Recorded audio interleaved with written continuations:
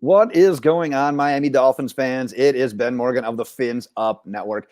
NFL Combine officially in the books. Do you guys' eyes hurt from watching as much of that coverage as mine do right now? Yeah, I'm going to have to take the context out immediately after this video. So yeah, Combine's in the books. We got plenty to get to there. Free agency right around the corner.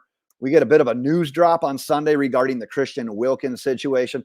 So that's what we're talking today. All of the news. I'm doing some top takeaways from Combine Week. We'll just call it Combine Week because it felt like a month of just watching time and time again on that coverage. But you know what? I've said it before.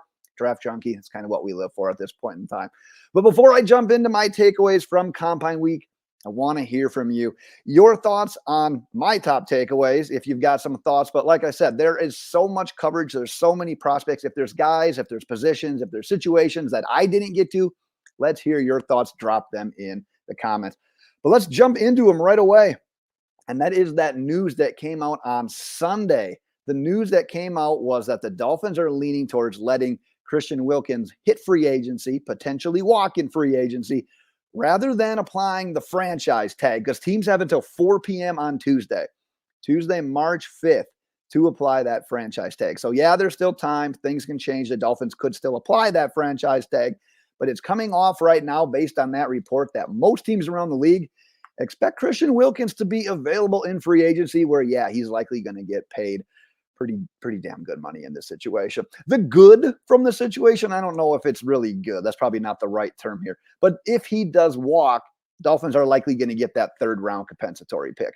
The bad news, well, obviously you're losing one of your best defensive players, one of your best team leaders, a guy that when you drafted in the first round, when the rebuild really started, you had him for 5 years. He got better every single year. The dude did every single thing that you asked of him, maybe even a little bit more.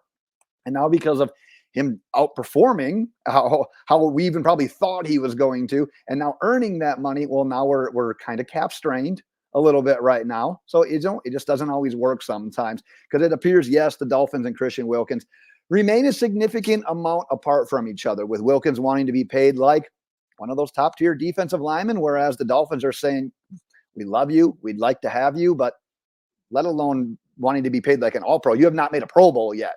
And like I said, you might have gotten jobbed a time or two in regards to the Pro Bowl. So that's not the greatest measuring stick in the world, but that's kind of what they're holding out there in regards to, you know what, we can't quite pay everybody.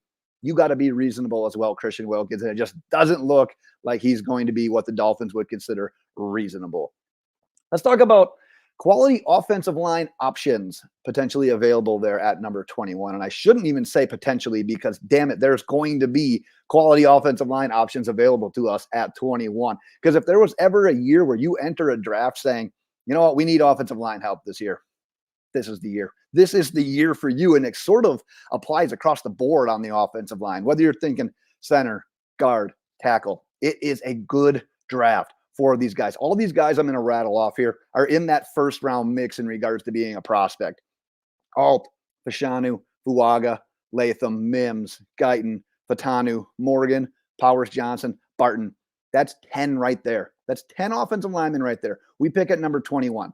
So if there are 10 offensive linemen gone in the first 20 picks, one, I don't know what the record is. That's got to be it. That would have to be the record for the most linemen ever picked in the first 20 picks. But two, think about the talent that would be pushed down the board and available to us to either trade because someone's going to get a hell of a prospect, or we're going to get a hell of a prospect as well. So with that said, I still subscribe to the idea of going offensive line in round one.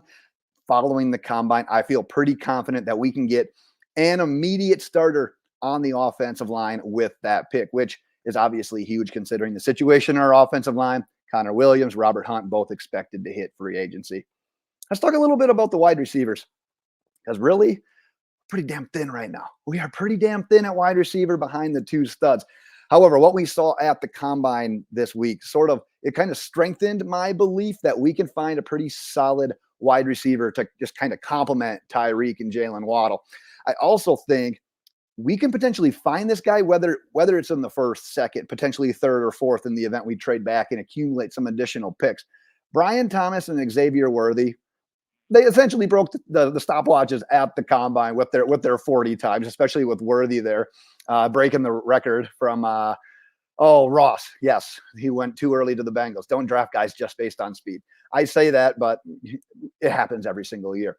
Guys like Lad McConkey, Ricky Pearsall, they would be perfect slot guys, in my opinion, to go along with Tyreek and Jaylen Waddle. Malachi Corley, Luke McCaffrey, these guys have popped up more and more recently as well. There are numerous wide receivers in this year's class that I think can make an impact already in year one. And I feel that way about guys that aren't just named Adunze, Harrison Jr., Malik Neighbors. It is a nice class of wide receivers. And now I say that, and I talked about the first pick, number 21, the first round pick being a great spot to hit that offensive lineman and how much I want that. But man, I say that knowing I want extra picks in this year's draft as well. So I'm sort of torn on which strategy really truly to move forward with. The nice thing is that there's some players in that second, third round range that really fit some of our biggest positions of need as well. So if you could trade back from number 21, accumulate more picks, there's still a good chance you can even still land a good interior offensive lineman with that first pick.